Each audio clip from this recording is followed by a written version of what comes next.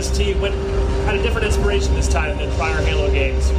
ODST really at its heart is a detective story. It's a mystery. You're trying to solve some mystery of what's happening in the city. Where are my squad mates? What's going on? The team really looked at sort of a film noir influence as they laid out the city. You'll kind of see that coming through in the atmosphere of the game. We have hard-boiled characters like Dutch and Mickey and Romeo. So it's definitely a little bit new flavor for the Halo experience. But when I said you were alone in the city, I wasn't quite telling the truth there. As we see here, this phone booth, as our visor indicated, was something of interest. We should check it out. And now we're linking up with the city superintendent. This is basically a rudimentary artificial intelligence that monitors the citywide functions. And the city's pretty much devoid of life, but he's still here. He's been watching, he's been seeing what's been happening, and he wants to help you along the way.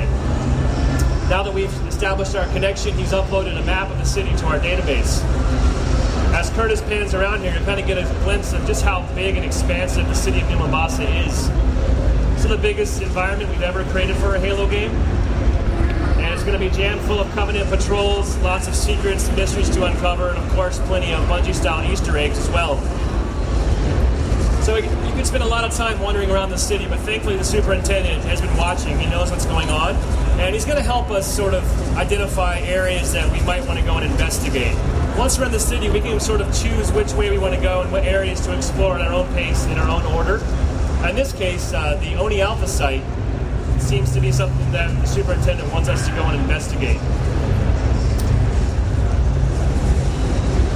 Another aspect of the city database, though, besides these beacons that the superintendent drops, is the ability just to place a manual waypoint. When you're playing a 4-player cooperative game in the city, it's a really big, spread open environment. It's really handy to be able to drop down a waypoint, work together with your friends, pick a rally spot, mark an item of interest so you can know where to go back to later. So now our clue beacon and our green waypoint are both visible in our compass and our HUD.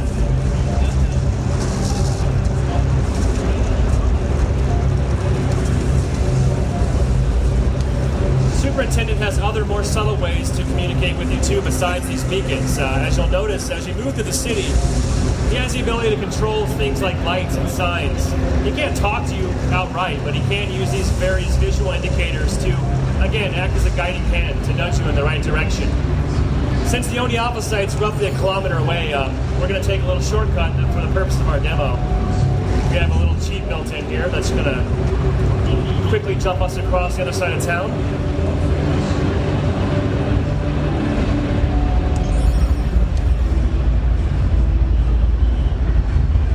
Here we are, right outside the Oni Alpha site. As we move forward, our HUD starts to take on a blue glow. This is our indication to let us know that we are in the vicinity of a clue object. We should keep our eyes peeled. Something in this area is of interest to us.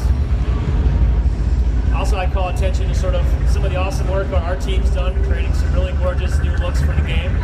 The space tether in the background that we saw in the opening cinematic got destroyed by the blast. See this big ominous building, clearly has seen better days. Looks like there was a bridge there that's been destroyed. Some bad stuff seems to have happened here.